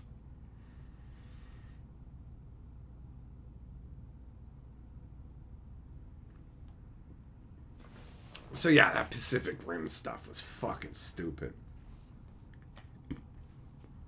Habanero, if you remember correctly, it's in the episode where Fry gets frozen in ice and they think he's dead during Oktoberfest. I don't remember which one. Jedi, are you okay? What are you... Is this me or the stream? It was me. Are you having an identity crisis? What's going on, man? What's the deal? Oh... Yeah, I can't shut my brain off. I can't just go, oh, cool. I am envious of you guys who can, and maybe one day I'll be able to, but I can't. The same way that I can't do what Double Strike does and watch, like, The Wheel of Time, where he's like, yeah, a lot of it's dumb, but, there's the parts that I like and I enjoy them, so I'm having fun with it. That's fine. I can't do that. When stuff doesn't make sense, my brain gets mad and just goes, no, fuck you, man. I just go, why? Why? This makes no sense. Like in Battlestar Galactica, when the fucking guard is standing outside of Baltar's cell. He's standing outside of Baltar, and Baltar just goes like this. And the guard, somehow knows he's going to sleep. Wake up! Okay, so either you're fucking, you have to be staring at him every once in a while, or something. You didn't fucking hear him falling asleep. So you yell at him, wake up. Through the fucking glass, we can see you see him. And then And then you don't hear him fucking climb up on the bed, fucking tie a noose, put it around, kick the bed out from underneath him. Really? And then the buddy who's coming to the cell to try and get by you, who can see through the window directly at him, is also not saying anything about this? Really? Fucking really? Like, there is some moments of dumb writing, but mostly the show is good and I'm enjoying it. But when that dumb shit happens, it just goes, what the fuck? Like, how do you let this happen? It's so stupid. Like, just follow the logic. What? What up, BT? Inferno, you turn your brains off for movies. Well, I mean, if you can do that when it's already running full speed all the time, fair enough. Fair enough.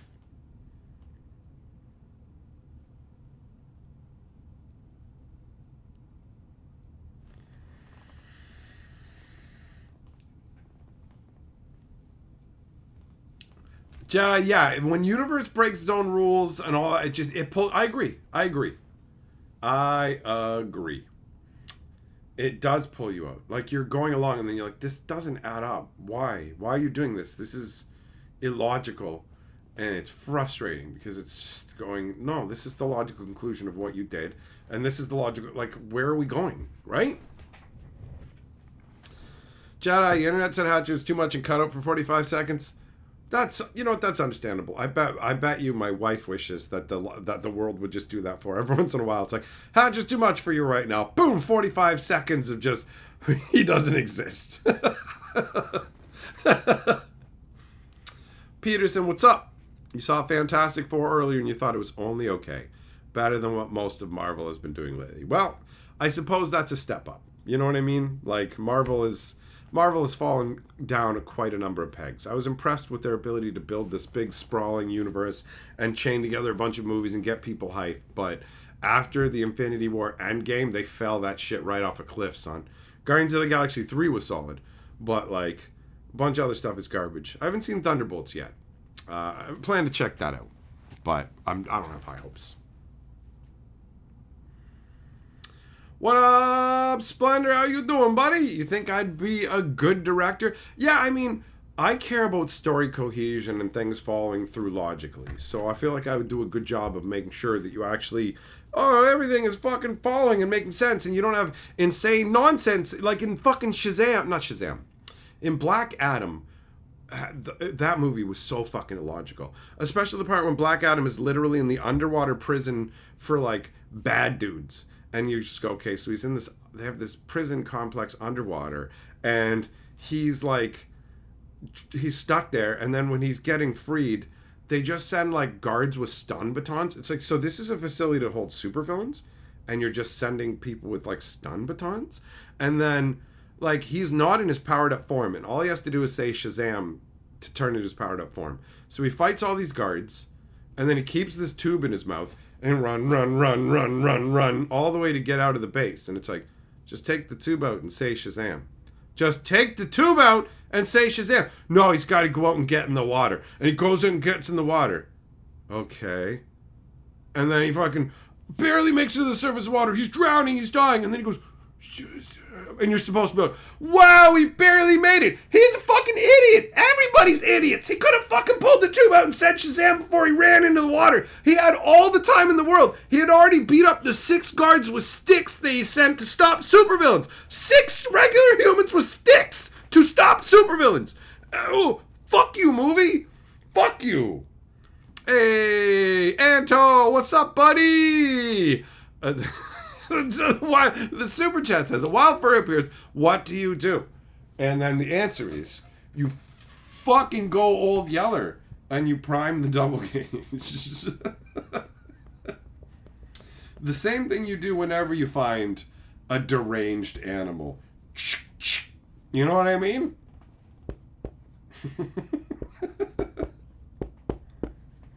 Anto!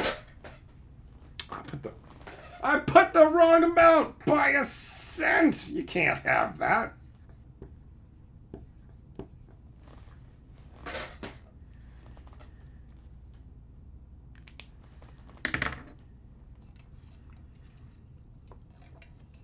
BT, that writer strike that happened back then was huge. It messed up a whole bunch. It messed up a whole bunch of different shows. Nishimoto, yep, Thunderbolts is okay is what I heard. Jess, I've done that, bro. Just like 30 seconds away from what I was doing. 30 seconds away from what I was doing, and it's just like, all right, it's gone. Remember like 2 hours later, shit, fuck, I was doing that. I was supposed to do this.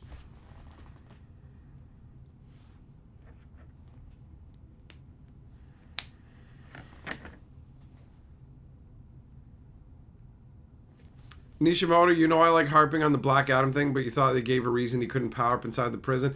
If they did, it sure as fuck wasn't clear. It sure as fuck wasn't clear. At all. At all. And how do I know it's you? I know when the fucking D-Gen alarm goes off, bro. And Nishimoto, Black Adam was terrible on fucking multiple levels. There was nothing good in that movie. Everybody was fucking lame. It was all stupid. The movie didn't even know what it wanted to be. And fucking so many times The Rock was just slowly floating. The beginning of the movie starts out with the most deranged nonsense. The most stupid fucking idiotic crap ever. Where they're literally, an evil fucking Wither King is making these people mine up super metal for his fucking evil crown. Okay. These slaves are motivated by being given a reward for handing in this metal. Okay. Now this slave has found this metal and he goes, oh, I found this metal. Even though he knows every single person around him is going to turn to him and try and take it from him. Because they've been mining this for a long time. The crown's almost done. The crown's almost done. So they've been mining this for a long time already.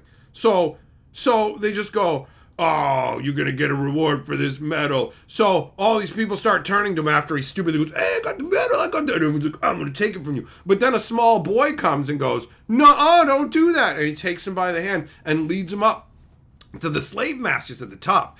And the slave master's like, thanks for the metal. And then the slave is like, what about my reward? And then they do that cliched, you want your reward? Here's your reward! Stabbed in the gut and then thrown off the cliff. And it's like, you can't do that. See, because all of these slaves are motivated by the reward, and you've almost completed the crown, which means you've been handing out these rewards. That's why these other slaves are trying to get the medal from that guy. And so when you go up and have the guy kill the slave for the medal, that means you weren't giving rewards at all, and none of these slaves would have any incentive to work, and none of them would want to take the medal from you, because going up and giving it to the overseer and asking for something means death. So you want to have a cool moment that completely undermines and makes what you're doing idiocy. And anybody with a brain would see it and go, the slaves are only working because they think they'll be rewarded because of the medal. And this is an ongoing process. And you just showed this guy, you weren't like, this is the final piece. We don't need you guys anymore. Okay, now it works. But it's literally like, this is your reward. You just did it in front of everybody. What? And there's so much stupid crap in that movie. So much stupid crap.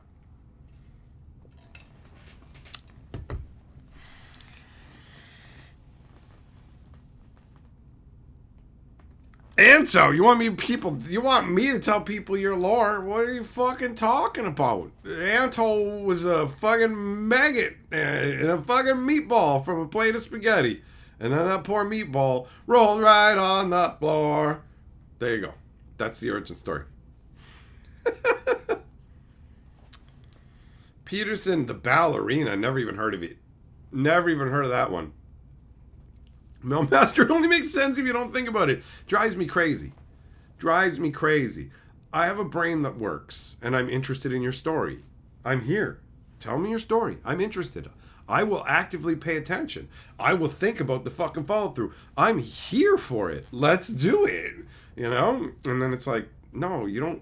It has to make sense. It is a necessity that your story makes sense every single moment. If you're doing something surreal and crazy, that's fine. It has to make sense to the director. But when you're making a movie, you're making a story. And everything has to be done properly. It has to make sense the whole way through. That's a requirement. The movie must make sense all the way through. If you deviate a little bit from that, fine. Okay, forgivable. But at a certain threshold, the movie turns into fucking trash. It's like, fuck you. Can you keep narrative cohesion for the love of God? Can you fucking actually follow? Like, you build your world, you set the rules, now fucking live by them.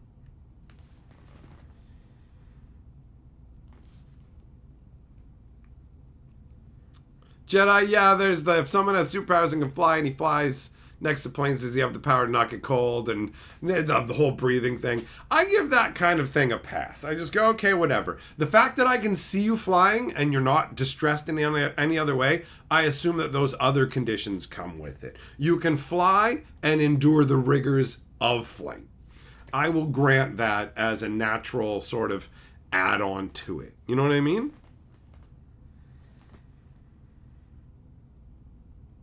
The Adventures of Blurbtone Nash. Ballerina is a John Wick offshoot movie. So they want you to think of it. They want you to think of Keanu Reeves and John Wick, and they just want to have a different character lead the movie. But they don't. Yeah, I mean that says to me you don't have much strength in the conviction. You don't have much conviction in the individual strength of your own movie. So you need to go, it's actually like a John Wick film. Okay. So Keanu Reeves is doing, no, we're following the ballerina. Oh. Not a super exciting concept overall, but I don't know anything about it, you know?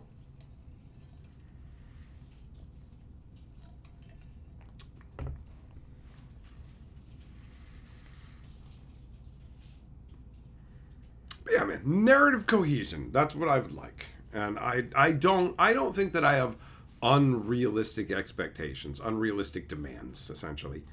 Like, it doesn't have to be perfect. There's always going to be flaws, and I would never pretend like I could make some kind of fucking perfect story, because there is no such thing. But when things are done well enough, you don't really notice the problems.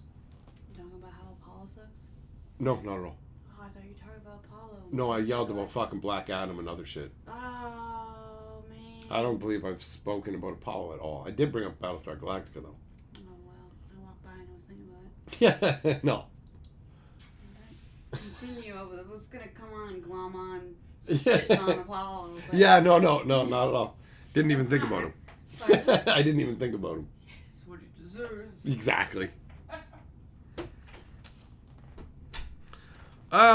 Anto Super Chat says, please do a live stream, the game of the year, Yuma Musi, the horse girl game. What the fuck is that? Oh, it's a game that Carly's been playing where you make young girls run like horses or something like that.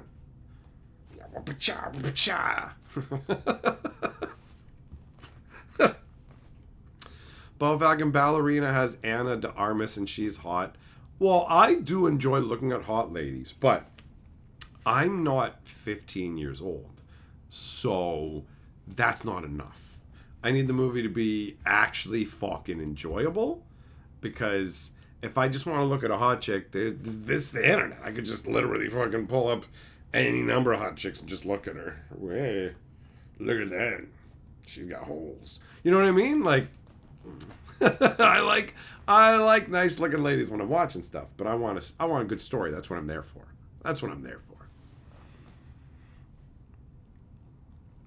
Larry, frogs need to be banned in standard. It's time for you to write a strong letter to wizards.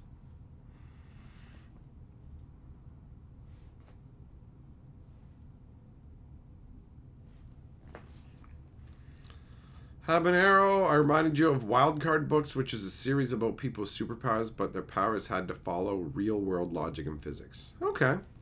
That could be interesting depending on execution.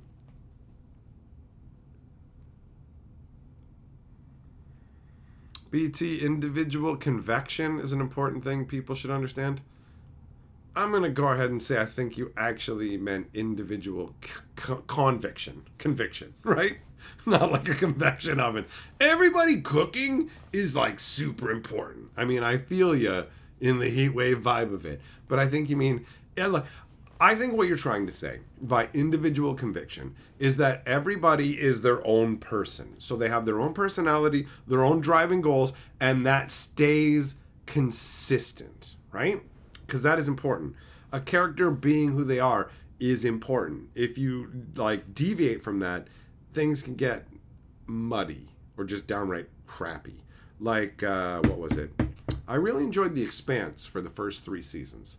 A lot of it I thought was very interesting, and they, especially at the beginning, they did a really good job of making water feel like a truly scarce and precious resource, which I appreciated. Like the terrifying empty vastness of space is pretty cool, right?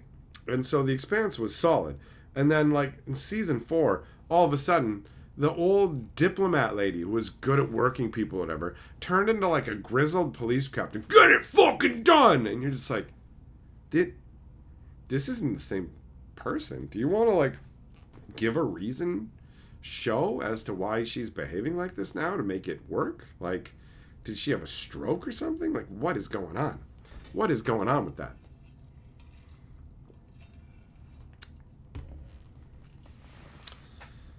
Nishimoto, I don't know, man. That flows from time to time, right? Every era has different kinds of ladies. Like the old Revenge of the Nerds movies. If you go back and watch those, the chicks in those movies are too thin. You know what I mean? Like you see them and you're like, you look emaciated. Like when you take your clothes off and I see too much rib cage, I'm like, they needed to feed you more, honey. Like I want to show up and here's some pasta, woman. Like just so you look healthy. Right? So there's different eras. Times shift. At certain times, big jugs will be the thing. And then other times it's Sir Mix-a-Lot slap them cheeks, right? So there's an ebb and flow. It's the two roundnesses, jugs and butts, equal the fucking infinite continuum of womanly glory.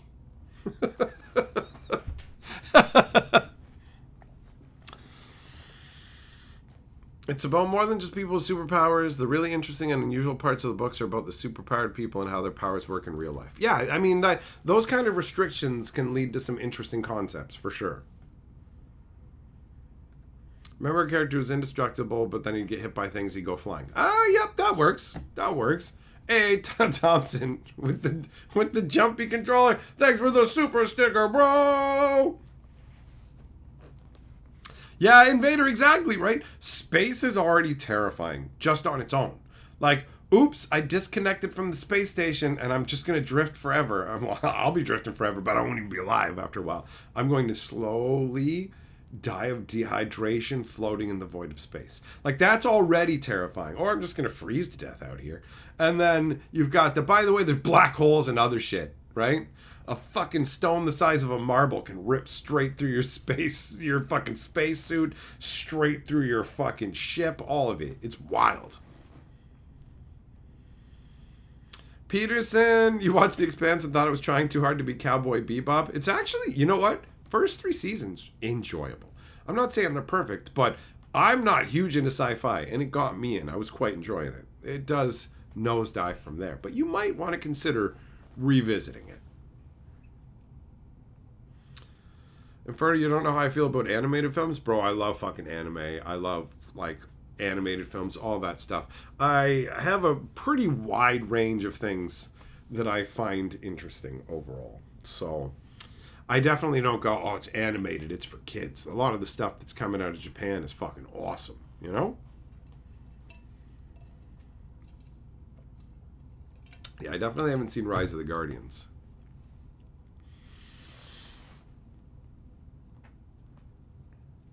Anto, has it been that long, bro?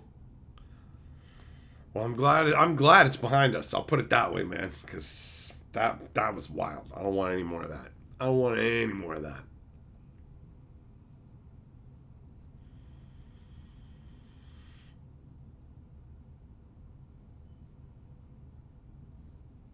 Jess, I mean, if a golden meteorite smashed into your house, and you got $30,000. How much property damage was just done to your house? Will they even let you keep the meteorite? Right? Is it just going to get confiscated? Like, I don't know what the rules like that are, but it doesn't. Or it's like, yo, check it out, this golden meteorite just smashed into my house and it did $20,000 in property damage, but it's worth $30,000, so I'm up $10K. Oh shit, it's fucking irradiated my hands and my fingers fell off. Oh fuck.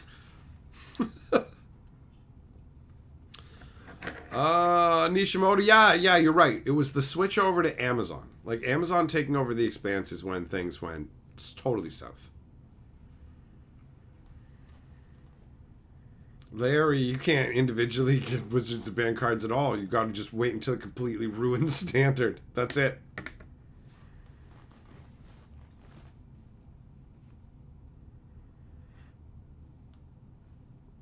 Bear, you wish space worked like in Ender's Game, where you could live 300 years by leaving everything behind and moving planets? I mean, getting a lot more life doesn't sound like a terrible deal. I have never read or seen Ender's Game, but I know what it is. I know what the concept is.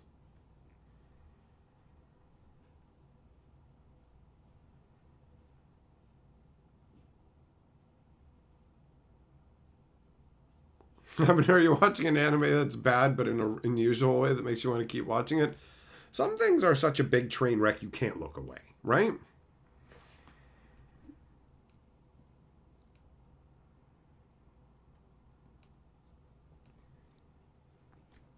Pyre says a certified meteorite is worth more than gold. Yeah, golden meteorite would definitely be more than worth its weight in gold. That's absolutely true.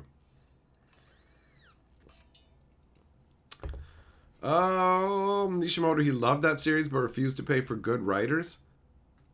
Wait, so you buy the show but you don't get the writers along with it? So other people are writing it?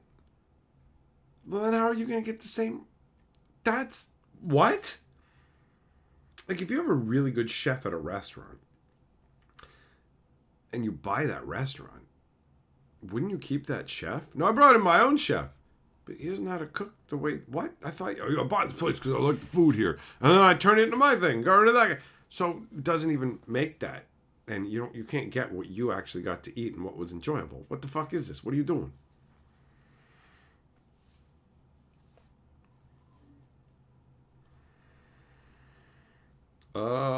Nathan Ender's Game is one of the books you used to get boys in junior high. You know, I just realized if I stop the sentence right there, it really does fundamentally alter it. You know, it's just like Ender's Game is one of the books I used to get boys in junior high to start reading. If I just take the last three words off the sentence, Ender's Game is one of the books I used to get boys in junior high.